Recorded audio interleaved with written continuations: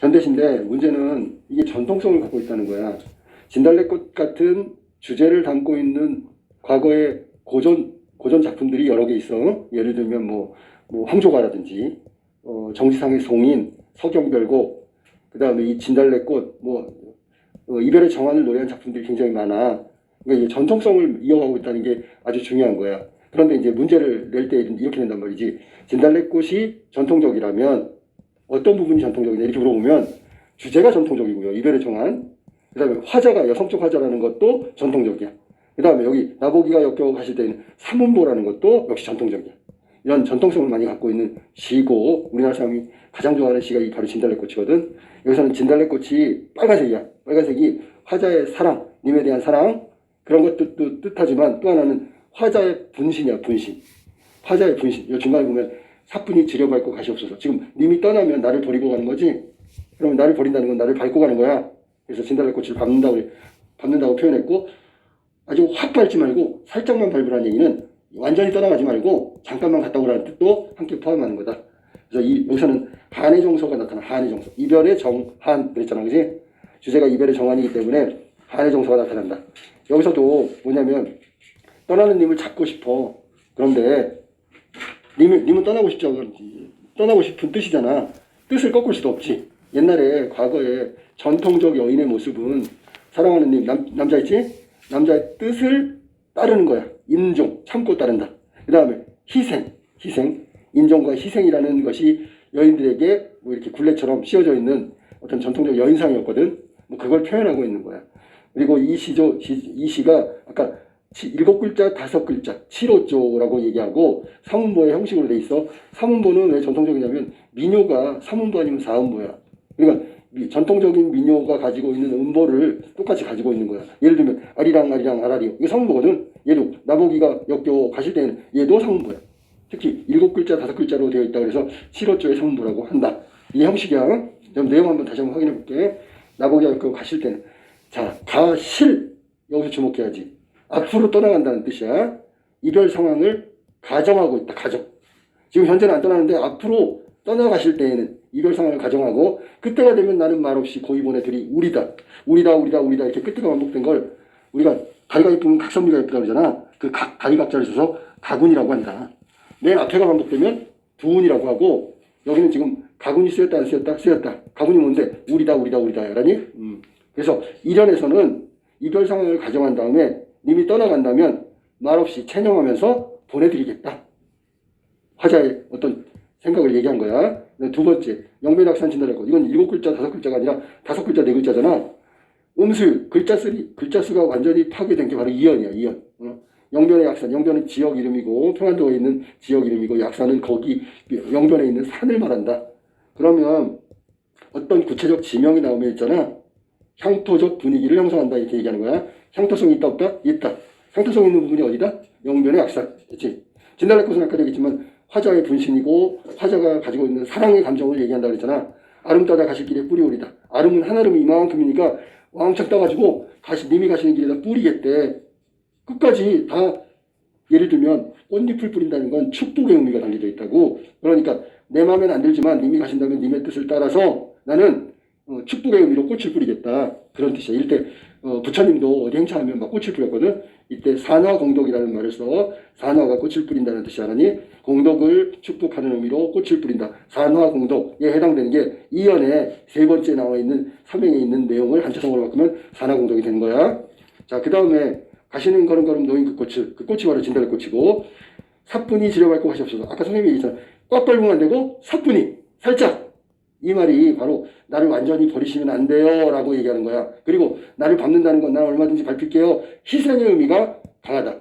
화자의 자기 희생적 사랑이 나타나 있는 부분은 사면에 사뿐히 지려밟고 가시옵소서. 이 구절에 알았지? 결국은 사랑하는 마음으로 희생하겠다. 숭고한 희생정신, 희생, 사랑 이게 나타난 부분이 사면의 사명이다. 됐죠? 그 다음에 나보기가 역겨워 가실 때 어디서 많이 봤는데 이런 걸 수미상관이라고 하고 처음하고 끝이 비슷하거나 같으면 처음과 끝이 같다 그래서 수미상관, 수미쌍관이라고도 불러.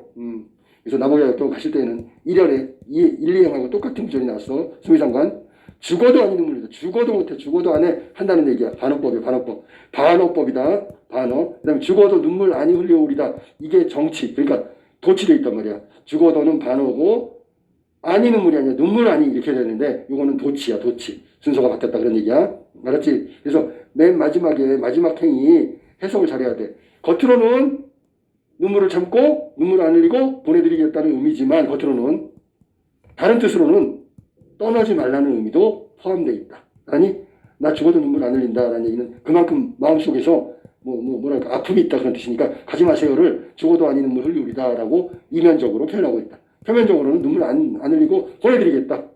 근데 다른 뜻으로는 님을 붙잡고 싶어 가지 마세요라는 의미가 있다. 이게 이중적으로 돼 있어. 그러니까 맨 마지막 구절 해석을 잘해야 한다. 알았지?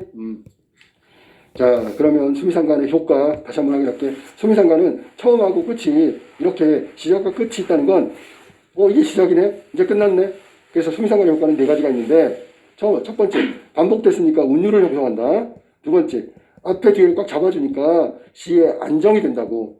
그 다음에 두 번 얘기했으니까 의미를 강조하고 있다. 마지막, 시적 여운을 남긴다. 왜냐면 1연이 나오고 2, 3연이 나왔으니까 4연이 나온 다음에 또 뭐가 나올 것 같아. 시적 여운까지 나타나는 게 수미상관의 효과다. 알았지? 자, 그러면 여기서 다시 한번 확인할 건 진달래꽃은 화자의 분신이고 자기 희생적인 자세가 드러난다. 밟으라고 했으니까.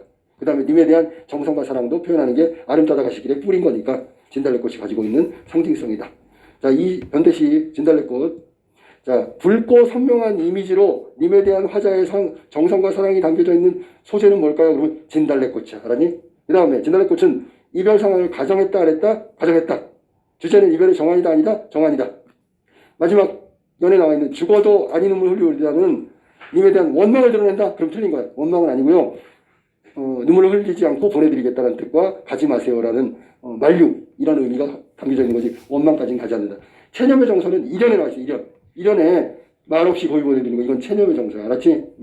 전체적으로 이 진달래꽃은 이별 상황을 가정해서 애절한 심정 가지 말라는 화자의 마음을 노래한 시고 미녀적 율법 3문보라고 했지. 7호체 3문보. 수미상관 앞하고 뒤가 똑같은 혹은 비슷한 수미상관의 구성을 취하고 있는 게 김소월의 진달래꽃이다. 알았지?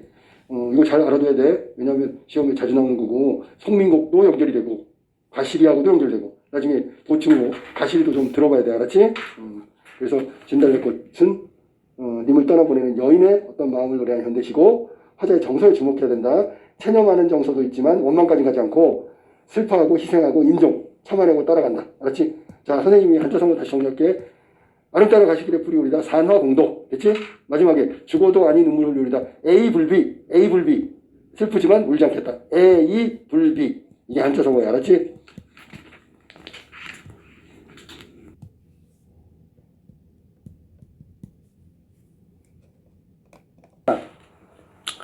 그 이별의 정환이라는 전통적 주제를 담고 있는 시야. 이별의 정환이라는 전통적 주제를 담고 있는 시이기 때문에 역사성이 있어. 예를 들면 너는 잘 모르겠지만 이제 나중에 문학 시간에 2학년 때 고등학교 2학년 때 배우는데 제일 처음에 고대가요 중에 황조가라는 게 있어. 유리왕이 지은 황조가. 그 다음에 고려시대 때 가면 고려가요 중에 가시리, 서경별곡 뭐 이런 거 다 배워야 되지. 그 다음에 정지상의 송인이라는 한시에도 이별의 정환이라는 주제가 똑같이 남아있고 그 다음에 황진시조 중에서 어저 내일이야 뭐 이렇게 하는 시가 있어. 시조. 그것도 이별의 정환이고 마지막이 진달래꽃인데 요거 바로 전에 있는 게 아리랑 아라리요 미녀 아리랑도 이별의 정환이라는 주제를 담고 있어. 그래서 이 진달래꽃은 전통적이라고 얘기하는 거야. 화자도 여성인 것도 전통적, 주제도 전통적, 분위기도 전통적, 이별의 정환이라는 주제도 전통적. 이게 진달래꽃이야. 그리고 다시 한번 강조하는데 첫째 줄, 둘째 줄. 자, 여기 덩어리를 볼까? 몇 연으로 돼 있냐면 1, 2, 3, 4 이렇게 돼 있는데 그냥 동양에서는 기승전결 이렇게 얘기해. 1, 2, 3, 4가 기승전결이야.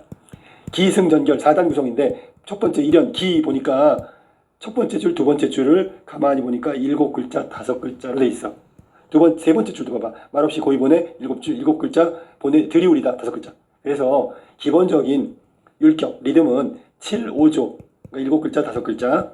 3문보는 끊어 읽기지. 나보기가 역겨워 가실 때에는 이렇게 끊어 읽어야 되는 거야. 그래서 7, 5조의 3문보라고 불러. 3문보는 사실 3문보, 4문보는 민요적 율격이다. 민요가 3문보 내지 4문보야. 그 다음에 우리 전통적인 정서 중에 한이라는 게 있어. 한. 아까 이별의 정한 얘기 됐는데 그 한국 사람들은 한이 맺혀서 뭐 이런 말 하는데 다른 나라에 없는 거야. 이것도 전통적이다라고 얘기할 수 있어. 그 다음에 맨 마지막 기승전결의 결의 사연을 보면 죽어도 아니 눈물 흘리우리다. 이게 눈물을 흘리겠다라는 얘기야. 님이 간다면 이런 걸 반어적 표현이라고 한다. 뭐라고 한다고? 반어적 표현. 그래서 반어적 표현을 통해서 A불비가 뭐냐면 슬프지만 울지 않겠다라는 게 바로 마지막 기승전결의 결에 해당되는 거야. 자, 그 다음에 1연, 2연, 3연, 4연 중에서 3연만 빼놓고, 아니 3연도 다 똑같으네. 일행보다 2행이 짧아. 알았니? 제일 긴 거는 3행이야. 각연해. 봐봐. 3행이 제일 길잖아. 그지? 6행이 제일 길고 9행이 제일 길고 12행이 제일 길잖아. 그래서 규칙이야. 1행은 2행보다 길고 3행은 제일 길고. 이게 규칙이다. 자, 그 다음에 여기 진달래꽃 나왔는데 진달래꽃은 상징적 의미를 갖고 있어. 어떤 상징이냐면 화자의 분신이라고 그랬지. 화자 대신. 왜냐면 님이 떠나는 걸 진달래꽃을 사뿐히 들여밟고 가는 거라 그랬잖아. 밟고 간다고. 꽃만 밟는 게 아니라 바로 화자. 떠나보내는 여인도 밟고 가는 거랑 마찬가지야. 그래서 살짝만 밟아달라는 게 빨리 돌아오라는 뜻이라고 했지. 그 다음에 진달래꽃은 자기 희생적 자세가 드러난다. 자기는 누구야? 화자. 나 밟고 가세요 이랬으니까. 그 다음에 그것은 결국 님을 아끼는 님에 대한 사랑을 표현한 거다. 이게 진달래꽃의 상징성이야. 다시 한번 화자의 분신이고 화자의 희생적 자세가 보이고 마지막 님을 향한 사랑과 정성이 드러난다. 뭐에? 진달래꽃에. 자, 그 다음에 나오는 게 뭐냐면 이제 이 시는 아까도 죽어도 아니 눈물 흘리우리다가 반어적 표현이라고 했잖아.